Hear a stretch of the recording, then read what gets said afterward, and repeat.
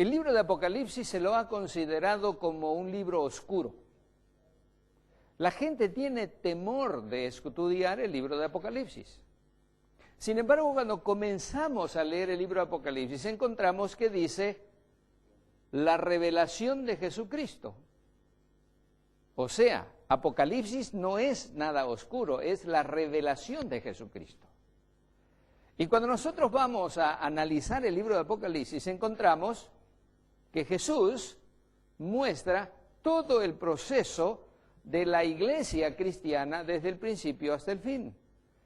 Muestra todo el proceso de la humanidad en la historia y nos muestra lo más maravilloso, el triunfo final de nuestro Señor Jesucristo. A través del libro de Apocalipsis nosotros podemos darnos cuenta de que hay aparente triunfo del mal. Pero cuando nosotros llegamos a entender la profecía y llegamos a comprender los símbolos del Apocalipsis y llegamos a entender lo que hay en cada uno de los capítulos de este maravilloso libro, llegamos al triunfo maravilloso de Jesús, el Cordero de Dios. Llegamos a encontrar que el Señor tiene preparado para nosotros algo maravilloso, que como dice el apóstol San Pablo, cosas que ojo no vio, ni oído yo, ni han subido siquiera en pensamiento humano, son las que Dios ha preparado para aquellos que le aman. El Apocalipsis es un libro fascinante y por eso es tan importante que nosotros lo estudiemos, lo entendamos y veamos la revelación de Jesucristo en este libro.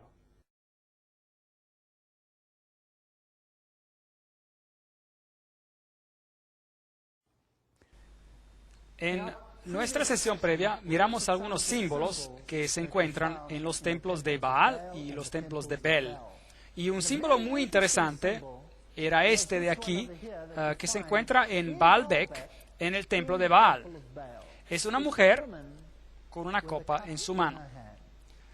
Ahora, el libro de Apocalipsis habla acerca de una mujer montada sobre una bestia y que tiene una copa de oro en su mano. Fascinante encontrar a estas imágenes en varios lugares. Y si usted va a estos templos, se dará cuenta que eran templos de muerte. Siempre encontrará tumbas y huesos en ellos. ¿Sabía que no hay catedral en el mundo hoy donde usted no camine sobre cadáveres de hombres? No hay catedral que sea construida sin cuerpos muertos. De hecho, cada catedral es un cementerio. Y no puede hacer una misa en una catedral o iglesia si no hay una reliquia de un individuo muerto en ese edificio en particular. Así que si usted entra a una gran catedral, está caminando sobre los cuerpos de hombres muertos.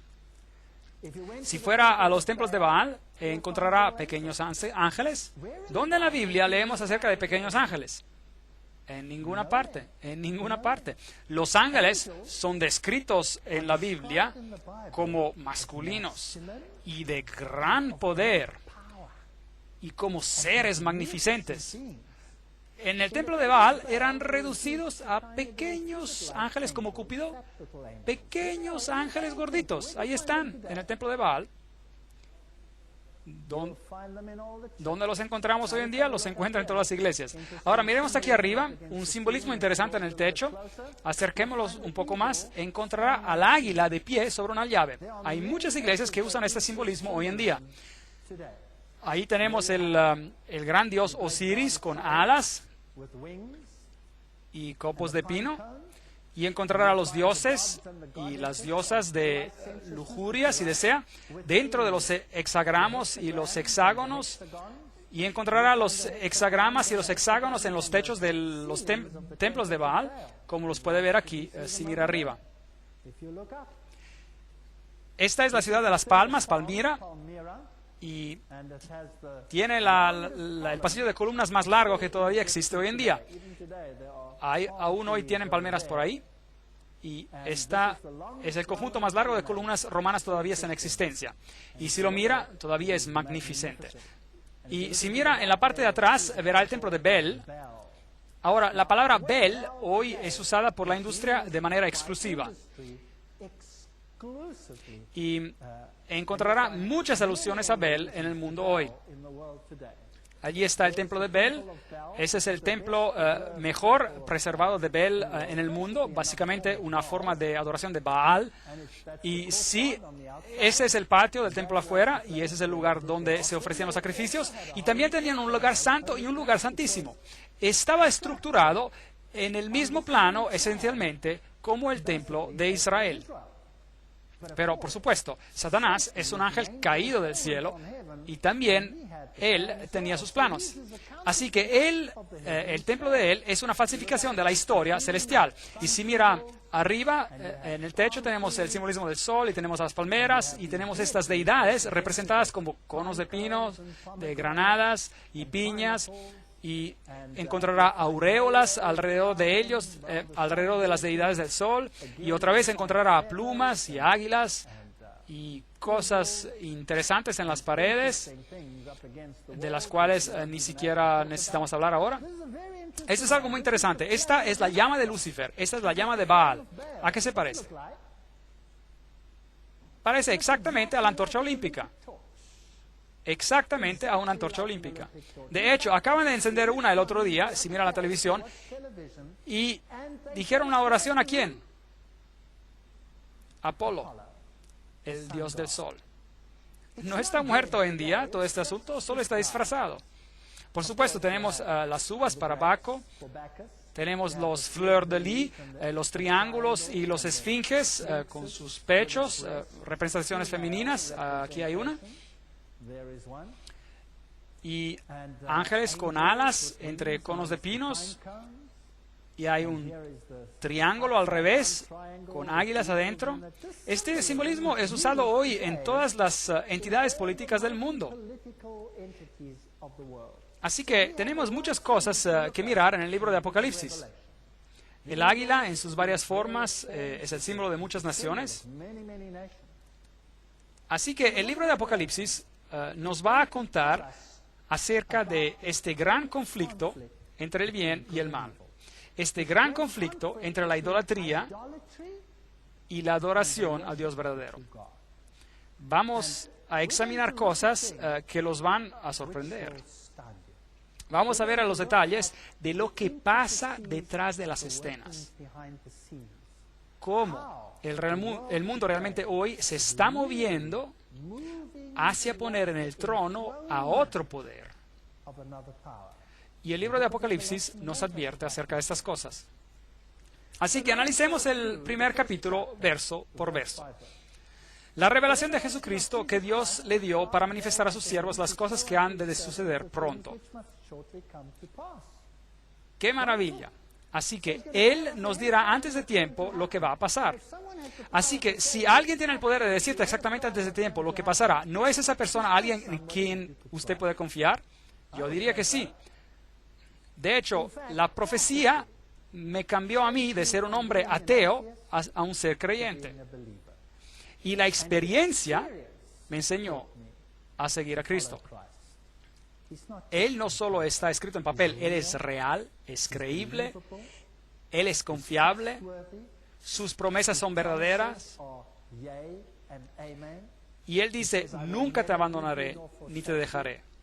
Y yo he encontrado que Él es digno de ser confiado. Y dijo, la declaró enviándola por medio de su ángel y a su siervo Juan. Así que Juan ahora está recibiendo la revelación, el cual ha dado el testimonio de la palabra de Dios, del testimonio de Jesucristo y de todas las cosas que ha visto. Así que, aunque iremos a hablar de cosas bien terribles en las conferencias por venir, y les advierto otra vez, esto será como algo que jamás han escuchado. Y algunas personas quizás me dirán, ¿por qué te estás concentrado en lo malo? En lo que lo malo está haciendo. ¿Por qué no solo hablar de Jesús? Me gustaría hacer eso. Me gustaría hablar solo de Jesús. Pero hay un problema. ¿Cómo se sentiría usted, por ejemplo, si tuviera un hijito, que realmente lo ama? Hablemos de amor por un momento. Digamos que tenga un hijito y realmente ama a este hijito. Pero usted sabe que este hijito está ocupado haciendo cosas indebidas. Y este hijito va a ser destruido si sigue en ese camino. ¿Cómo se sentiría? ¿Qué haría? No tiene sentido decirle al hijito, mamá te ama. Porque este hijo está encaprichado con lo que sea que está haciendo. Seguramente su hijo a lo mejor está en drogas. Y es muy importante, si está en drogas, que mostrar al hijo que realmente uno lo ama. Pero, ¿no es también importante advertir al hijo? ¿Sí o no? Claro que sí. Entonces, ¿qué hacemos? ¿Qué hacemos cuando hacemos esto? Educamos a nuestro hijo ¿en qué? En los peligros de las drogas, ¿no es cierto? Y le decimos al hijo, esto es lo que va a pasar, y esto, y esto, y esto, si tú haces esto. ¿Será que escucharán? No, claro, otra cosa tiene que pasar en el corazón. Pero estas cosas son importantes para que el hijo pueda hacer una decisión final. ¿O qué pasa si ve a su hijo unirse a algún, no sé, algún grupo muy malo? Un grupo muy malo que eventualmente lo llevará a la destrucción a su hijo. ¿No le gustaría decirle al hijo, aquí y aquí, aquí está el engaño de lo que esta organización o grupo en particular está haciendo? ¿Sí o no? ¿No les gustaría hacer esto? ¿No les gustaría salvar a ese hijo de todos esos problemas? Entonces, sí, claro, desafortunadamente es así. Hay muchos engaños en muchas cosas que llevan al camino espacioso de la destrucción. Y vamos a tener que revelarlas. Y eso es doloroso. Y vamos a hablar de lo negativo. ¿Pero por qué lo hacemos? Porque queremos que las personas escojan lo positivo. Y si podemos tomar todos los parámetros en este mundo y podemos decir, esto es engañoso a causa de esto, y esto es engañoso a causa de esto, y esto, por esto, al final, solo uno permanecerá. Y ese es Jesucristo. Así que, básicamente, lo que estamos haciendo es seguir un proceso de exclusión. Vamos a ver a los varios componentes de Babilonia y entonces a lo mejor descubriremos que todos nosotros hemos sido atrapados. Todos hemos sido engañados y cada uno de nosotros sentado aquí hoy en día ha sido engañado. Es un pensamiento terrible. Pero al final, la verdad se cristaliza de que hay solo uno que es digno de confianza, y ese es Jesucristo. Y solo Él te puede salvar. Yo soy la puerta, yo soy el camino, yo soy la palabra. Aquel que cree en mí no perecerá. Es lo que Él dijo. O es verdad o es mentira. Si el mundo quiere unirse en una gran familia feliz,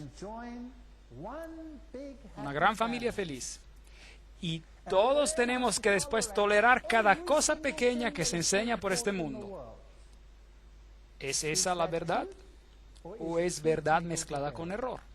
Dígame usted.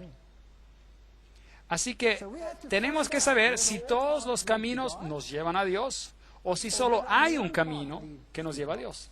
Y tenemos que decidir basándonos en estos hechos. Así que aquí dice, el cual ha dado testimonio de la palabra de Dios, del testimonio de Jesucristo y de todas las cosas que ha visto. La palabra de Dios y las profecías de la Biblia tendremos que comprenderlas.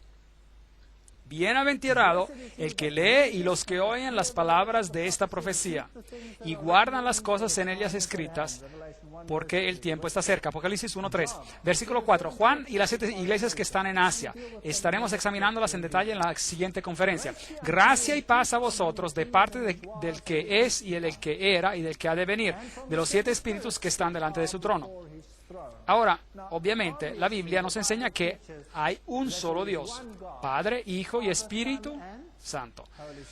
Así que el número 7 es el número de la perfección. También vemos que hay 7 periodos mencionados aquí. Se va a discutir los eventos sobre los periodos divididos en 7. Así que los 7 espíritus de Dios representan un espíritu ante Dios, el número perfecto de 7 a través de todo el tiempo en la historia, un espíritu. Así que no tenemos que confundirnos y tener más espíritus de lo que hay en realidad, porque la Biblia tiene que estar en armonía consigo misma. Y luego la parte más grandiosa del Apocalipsis capítulo 1 es cuando nos dice quién el autor es del libro. Y está escrita de un modo maravilloso, está escrita en una manera que se llama epanados. Ahora, un epanados es como un quiasmo, una estructura de quiasmo, excepto de que en vez de describir a los eventos, los cita en una cierta secuencia. Por ejemplo, este epanados consiste en una serie de citas en las que se quiere enfocar un punto en particular. Isaías 55:4 habla acerca del testigo y es una cita de Apocalipsis. Es Apocalipsis 1:5 y es una cita que viene de Isaías. Y si va al final de esta estructura, hay otra cita en Apocalipsis 1:16 y hay un verso ahí que también viene de Isaías. Entonces hay otro punto y el segundo punto está mencionado, Apocalipsis 1:7, que habla acerca de la venida de las nubes. Es una cita de Daniel 7:13. Y luego tiene uno acá al final en Apocalipsis 1:13 donde habla del sacerdote y es una cita otra vez de Daniel 7:9. Así que el primero y el último, las citas son de Isaías. La segunda y la penúltima son de Daniel, del libro de Daniel, y la tercera y última son de Zacarías, y luego hay 2 en el medio, aquí, una y una. Y esos versos subrayan el tema central. Ese es una estructura de epanados. Y el tema central es yo soy el alfa y el omega, así dice el texto. Si quita uno de estos versos, ya no puede tener una estructura de epanados. Debe haber los 2 en el medio. Así que algunas Biblias, la Biblia se repite a sí misma. ¿Por qué no? Saquemos un versículo. Pero no se puede hacer. ¿Por qué? Porque destruiría la estructura. No puede sacar ni una palabra fuera de la Biblia. Y si no, entrará en problemas. No solo de pan vivirá el hombre, pero ¿de qué? De cada palabra que procede de la boca del Señor. Bueno, será mejor de que nos aseguramos de leer toda la palabra. Hay una conferencia que les voy a dar sobre este tema, fascinante. Bueno, el libro de Apocalipsis capítulo 1 prueba que Jesucristo es el gran yo soy. Él es Dios. Ahora, ese es un problema hoy. Es un problema porque si Jesús es Dios y si Jesús es el camino, la verdad y la vida, y si Jesús es la única forma por la cual podemos ser salvos, bueno, ahí tenemos un problema. Si quiere estar en el mismo grupo, en el mismo barco con todas las otras religiones del mundo. Porque Jesús tiene que disminuirse para que pueda encajar al mismo nivel como todos los otros. Ahora tenemos un problema. Obviamente, el mundo no se puede permitir de tener un grupo de personas que diga que ellos tienen una religión superior sobre cualquier otro grupo. ¿Estaría de acuerdo conmigo con este asunto? En el mundo en el cual vivimos hoy en día no podemos tener esto. Así que Jesús tiene que volverse menos importante para que los otros puedan ser un poco más importantes. ¿Cómo se consigue eso?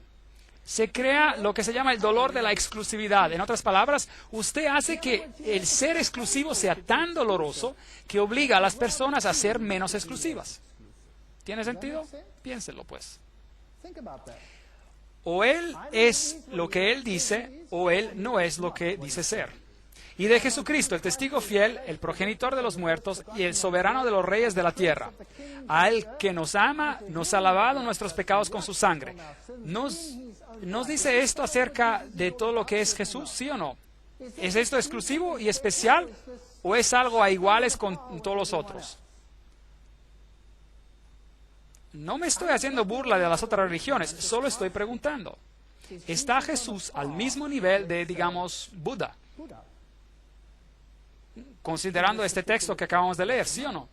¿Está al mismo nivel de Zoroaster? ¿Está al mismo nivel de Shiva? ¿Sí o no? ¿De Osiris? ¿Sí o no? No. ¿Y por qué? Porque Él es diferente. Él nos amó, nos lavó. Él es el Rey de Reyes.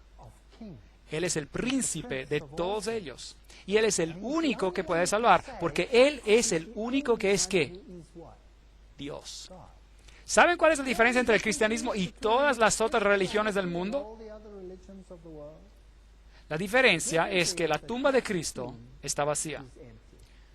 El cristianismo es la única religión en la faz del planeta que da una razón por el estado del planeta, el lío en el cual nos encontramos, y es la única religión en la faz de la tierra que tiene una solución al problema. Todas las otras religiones encuentran su solución en sus propias obras. Y si uno no tiene éxito, tiene que seguir tratando una y otra vez y a través de varias reencarnaciones hasta que finalmente lo consiguen. ¿Se está volviendo mejor o peor? Y obviamente no le está yendo muy bien, ¿correcto? Así que el cristianismo da una razón y da una solución. Y nos dice el por qué y el cómo. No hay otra religión en la faz del planeta que hace esto. Y el cristianismo tiene la palabra de Dios, que es la infalible palabra de Dios, que ha sido atacada en cada nivel, desde el nivel científico hasta el nivel de la historia, hasta el nivel de la salvación. ¿Y saben qué?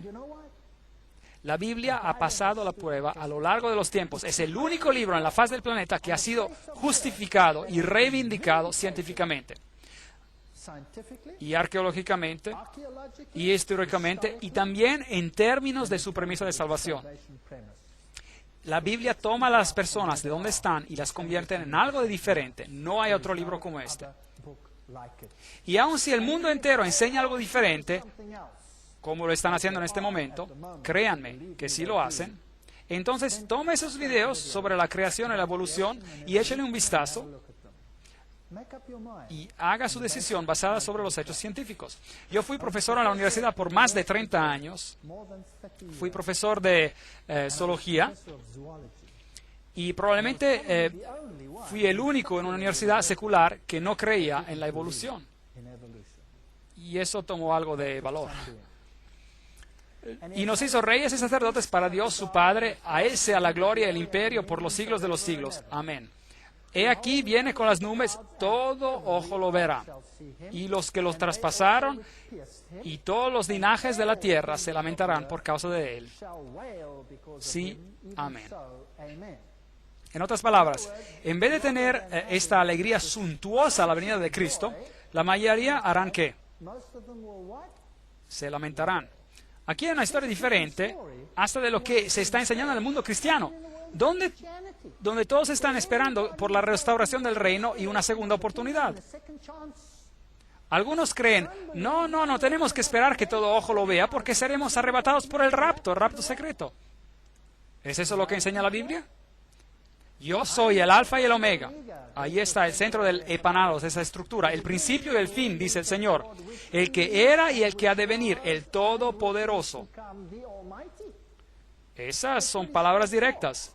Jesucristo en el libro de Apocalipsis es identificado no solo como el Rey de Reyes y el Salvador del mundo, pero es identificado como Dios. Si hacemos a Jesús menos de lo que Él es, entonces temo que no tenemos un Salvador. Porque entonces ese Salvador estaría en el mismo barco, en el mismo grupo donde nosotros nos encontramos. Así que Él es Dios. Y Juan, vuestro hermano y compañero en la tribulación, en el reino, en la perseverancia de Jesucristo, estaba en la isla llamada Patmos por causa de la palabra de Dios. Así que si uno predica la palabra de Dios, se mete en problemas. Y por el testimonio de Jesucristo. Y ese testimonio es la palabra profética de todos los tiempos. Por eso, si usted predica la profecía, se meterá en problemas. Entonces, ¿están todos ustedes preparados para lo que viene? Vamos a examinar algunas de esas cosas y da temor. Vamos a ver cosas muy interesantes. Estando yo en el Espíritu en el día del Señor, oí detrás de mí una gran voz como trompeta. Apocalipsis 1, 8 a 10. ¿En qué día estaba él en el Espíritu? Estando yo en el Espíritu en el día del Señor.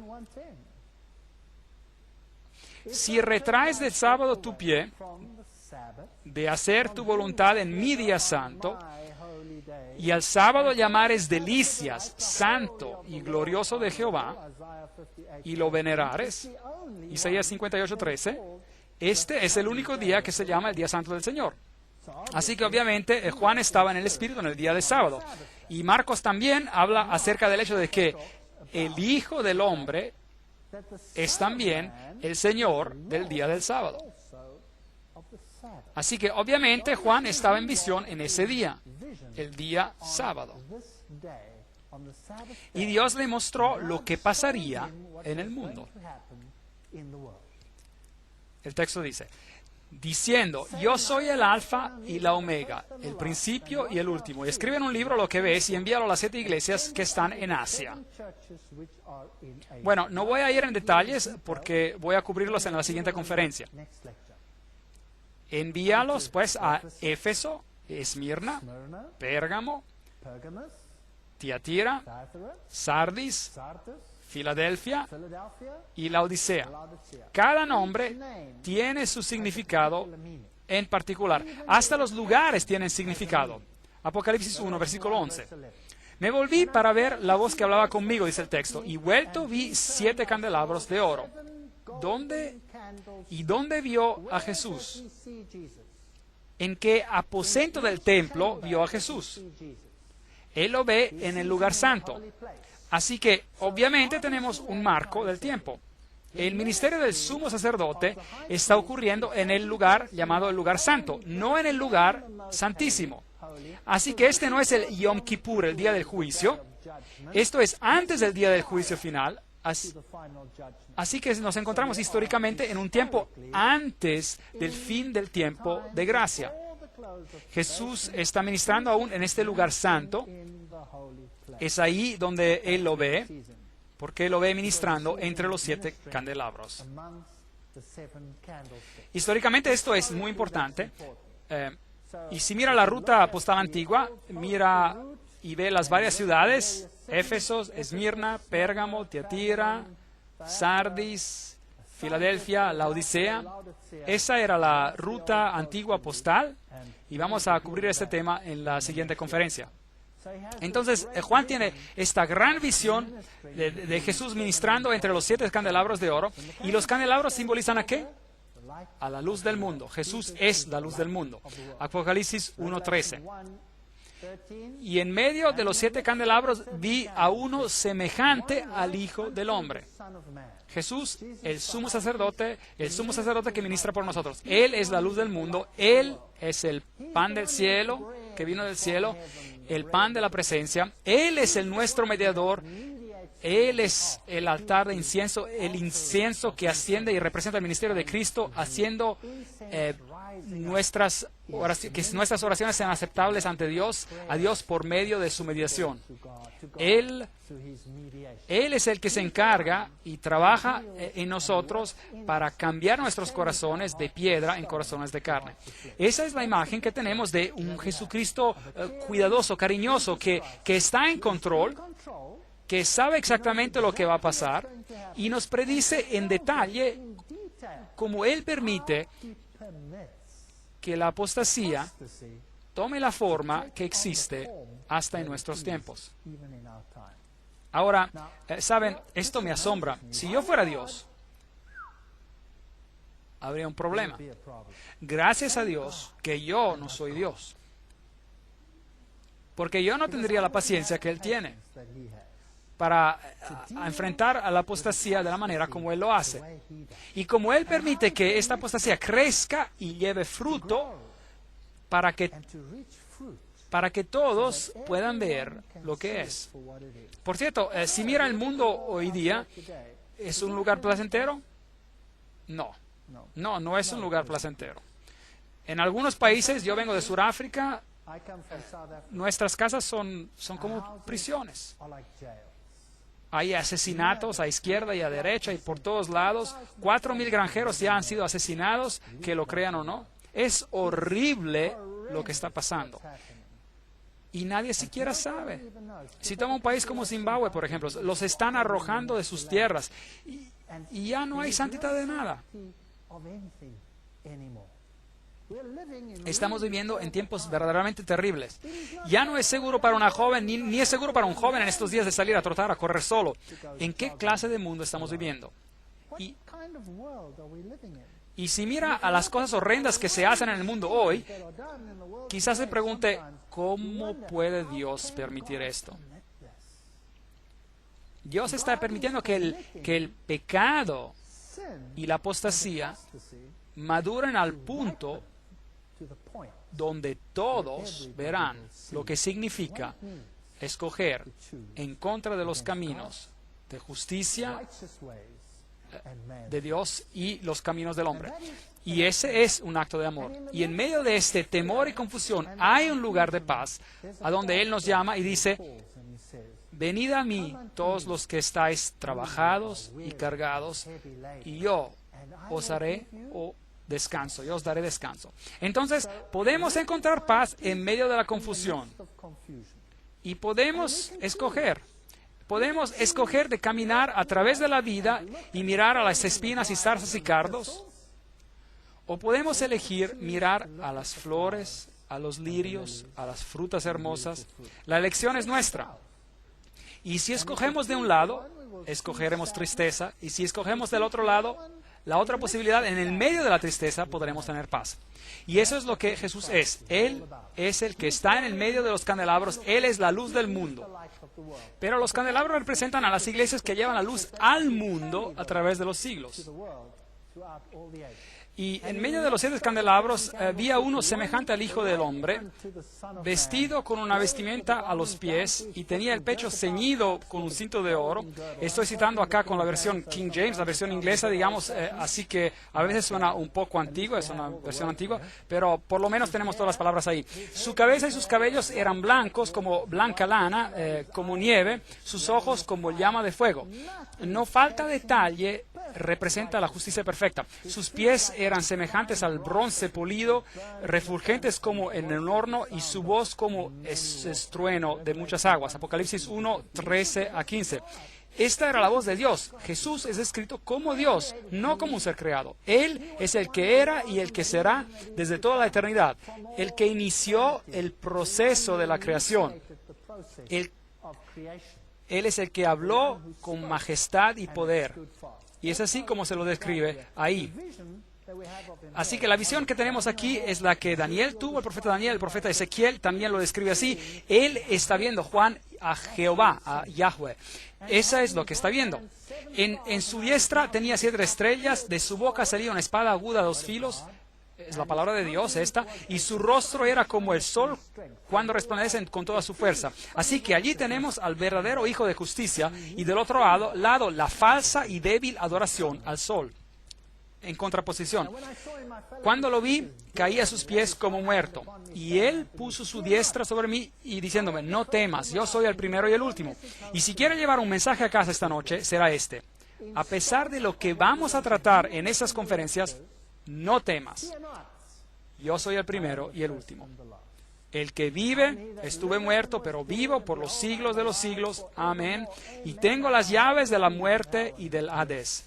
Él es el único que puede salvarte y Él ha prometido hacerlo. Escribe pues las cosas que has visto, las que son y las que han de ser después de estas. Aquí hay una clave en este versículo. ¿Cómo interpretamos lo que el libro de Apocalipsis está diciendo? Se trata de lo que hemos estado viendo ahora mismo, que ocurrieron en los tiempos de Juan, las cosas que son. El profeta está viendo en sus visiones y se aplican a su tiempo. Y después dice el versículo, y las cosas que han de ser después de estas. ¿Y qué es eso? El futuro. Entonces, ¿cómo leemos el libro de Apocalipsis? Seguramente, si esta es la clave, entonces se aplica a lo que pasó en ese entonces, en los días de Juan, y a lo largo de la historia hacia el futuro, ¿sí o no? Dios es justo.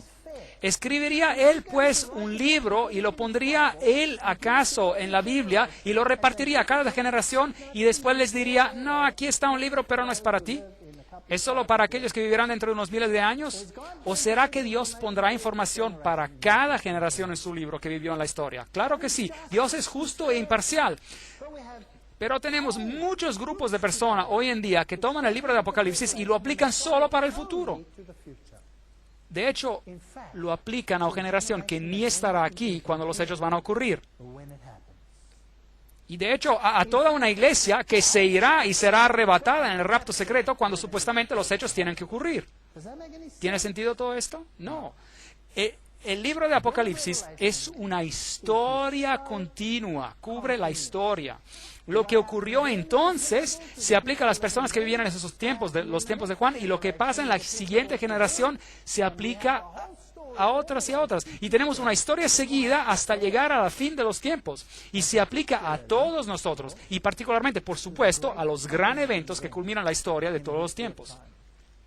Respecto al misterio de las 7 estrellas que has visto en mi diestra, importante, porque en su diestra están los salvos y en la izquierda están los condenados.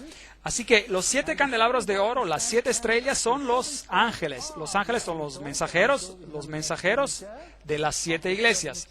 Las 7 iglesias de Dios en el periodo de tiempo, en los periodos de tiempo, los predicadores son, es decir, por decir, son aquellos que llevan el mensaje a las iglesias y están en la mano derecha de Dios. Él está en control. A pesar de lo que está pasando, recuerde de que Dios está en control. Los 7 candelabros que has visto son las 7 iglesias. Dios tiene este ministerio asombroso. Él usa a hombres pecaminosos para predicar su palabra. Increíble. Podría haberlo hecho Él mismo, podría haber hablado como estruendo desde el cielo, podría haber usado a sus ángeles, pero nos usa a nosotros. ¿No es eso increíble? Así que el ministerio de Dios en el santuario celeste se mira a la gran historia de cómo todo pasó. Cuando Cristo resucitó de la muerte, ¿dónde se fue? Cuando resucitó de la muerte, Él ascendió al cielo para servir en el santuario, dice el libro de Hebreos, en el santuario celestial. Así que tenemos un ministerio en el santuario celestial. No iremos en detalles en esta conferencia en particular sobre esto, y se extiende este ministerio desde entonces hasta el tiempo del fin.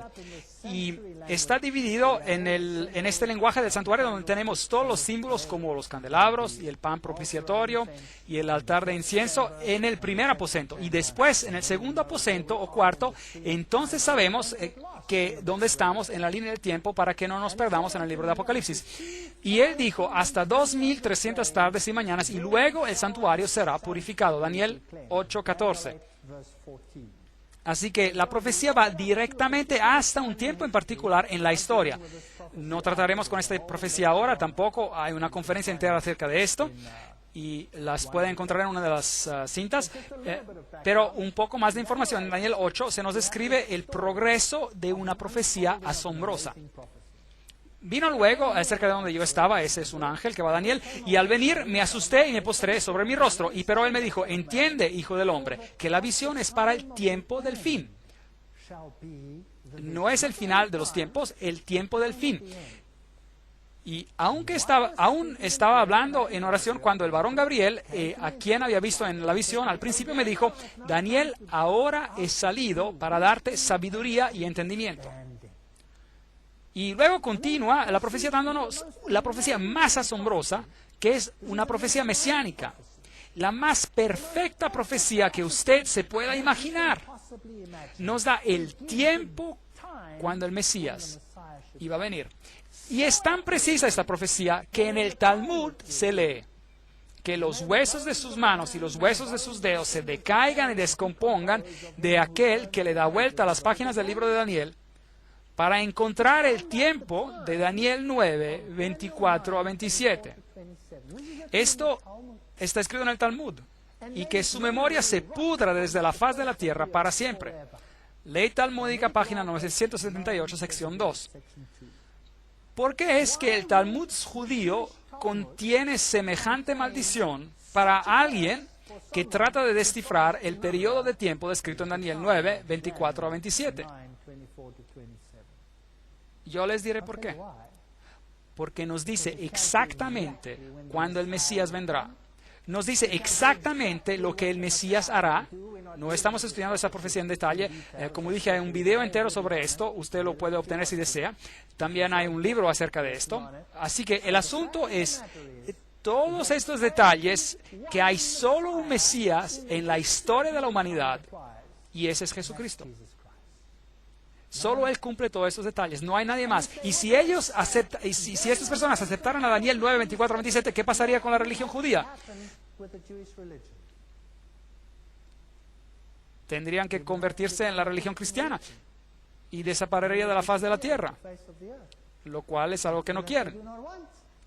Así que es mejor maldecir al que analiza esas páginas, y nos dice cuándo un decreto saldría, nos dice cuándo el Mesías empezaría su ministerio, nos dice cuándo el Mesías moriría en el 31 después de Cristo, y nos dice cuándo el Evangelio se iría a los gentiles.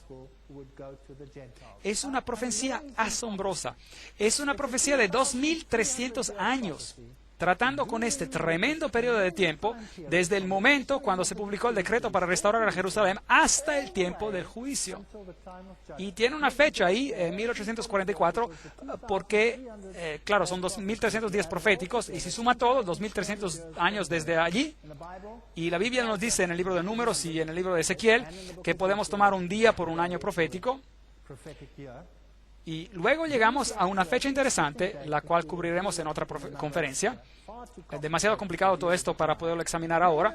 Y luego hay un tiempo que la Biblia llama el tiempo del fin, y estamos viviendo en esos tiempos ahora mismo. Y luego llegamos al tiempo de la eternidad. Es el próximo periodo que viene. Y la Biblia nos enseña que Jesús está siguiendo el mismo ministerio que está simbolizado en el servicio del santuario terrenal. Hebreos 9:11.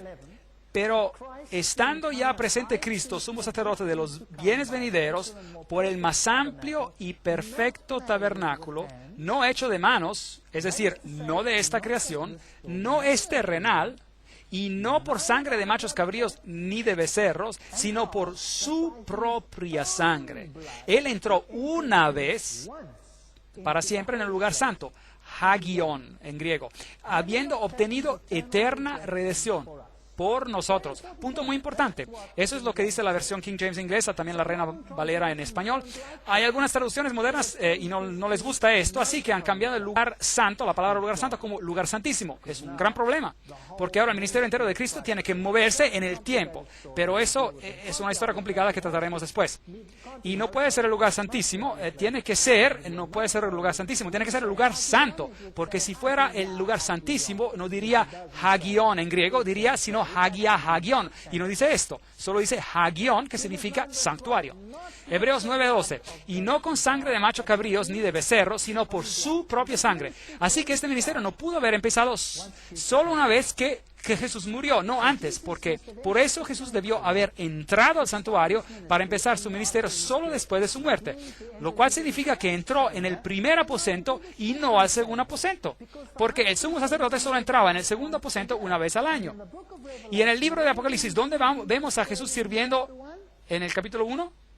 ¿Dónde están los candelabros? Entonces, ¿por qué están tratando de distorsionar el mensaje de la Biblia aquí y allá? Pensamientos complicados, bueno, solo póngalos por ahora en su memoria, no se preocupe por ellos, no tenemos que entender todo por primera vez. Volveremos al tema más tarde y verá que será más claro. Hebreos 9:3. Tras el segundo velo estaba la parte del tabernáculo llamada lugar santísimo, Hagión. En griego, el sumo sacerdote iba ahí una vez al año. Y eso era una historia diferente. ¿Y cuándo hizo esto Jesús? Obviamente, algún tiempo después de su resurrección. Así que la pregunta que tengo para usted esta noche es que si tenemos un sumo sacerdote y ese sumo sacerdote es Dios, y si ese sumo sacerdote es el único que por medio de su sangre nos puede salvar, entonces tenemos que elegirlo sobre todos los otros. Y si no hay otro nombre bajo el cielo y la tierra donde seamos salvos, entonces tenemos que elegirlo a Él sobre todos los otros. Pero tengo noticias para usted. Si ustedes lo hacen, se meterán en problemas, tarde o temprano. Ya sea en el círculo inmediato de sus relaciones o en el círculo más grande de ellas. Pero yo en mi casa hemos decidido servir al Señor. Y les invito a hacer lo mismo. Gracias.